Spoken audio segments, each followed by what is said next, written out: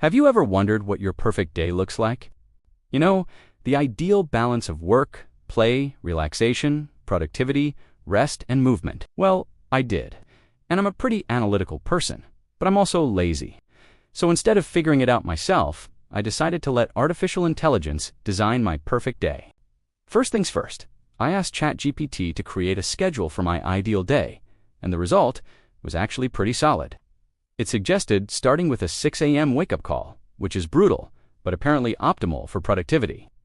Then it proposed a series of activities that felt tailored to my needs. There was a productivity sprint in the morning, followed by a break for journaling and meditation, which is something I've been meaning to do more of.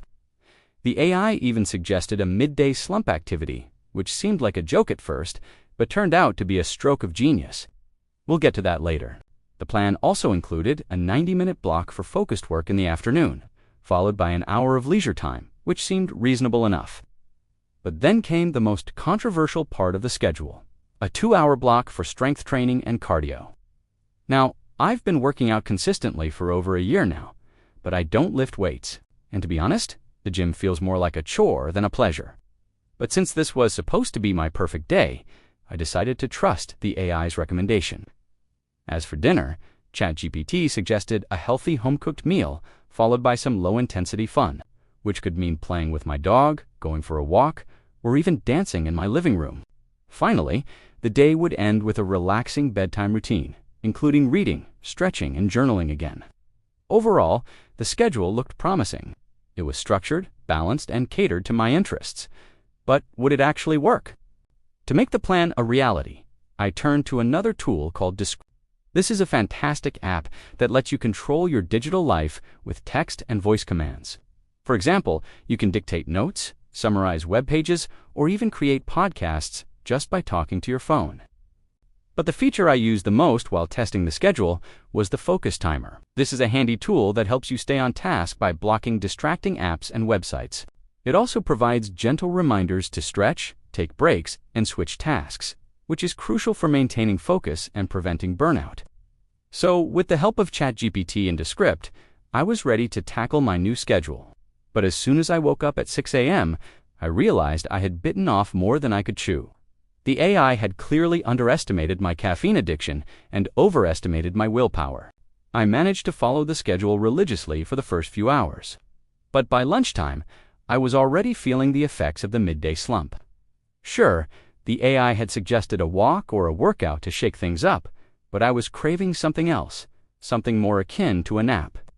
Fortunately, I was able to sneak in a quick power nap without disrupting my workflow too much. But I couldn't help but feel like the AI had overlooked this crucial aspect of my energy levels. After all, it had designed my perfect day. The rest of the day went much more smoothly.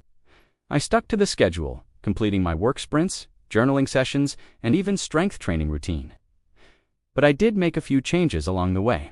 First, I ditched the cardio and replaced it with some yoga, which I enjoy way more. Second, I allowed myself a small indulgence, a cup of coffee after my workout, and third, I skipped the hour of leisure time and went straight into my final work block. Why did I make these changes? Well, because sometimes even a highly optimized schedule needs a human touch. I didn't feel like running on a treadmill, so I did yoga instead. I didn't want to deprive myself of coffee, so I had one after my workout. And I didn't feel like wasting an entire hour doing nothing, so I worked instead. These adjustments may seem trivial, but they highlight an important point. The best schedule is not the one that's perfectly optimized or tailored to your every need, but the one that you can actually stick to consistently. Overall, I rate my perfect day as a solid B+. It was definitely better than my usual schedule, which often looks like this: waking up at 8 a.m., checking emails, having a random assortment of meetings throughout the day, eating whatever is convenient, working until 1 a.m., and then repeating the cycle. However, it wasn't perfect. It missed some of my non-negotiables, like coffee after lunch, and underestimated my physical limitations. But that's okay. The whole point of this experiment was to use AI as a tool to improve my life, not to create a flawless schedule. Sometimes the best thing an AI can do is to remind us humans what we already know. In this case, that even a perfectly designed schedule needs a little bit of human touch. If you liked this video, subscribe down below and see you next time.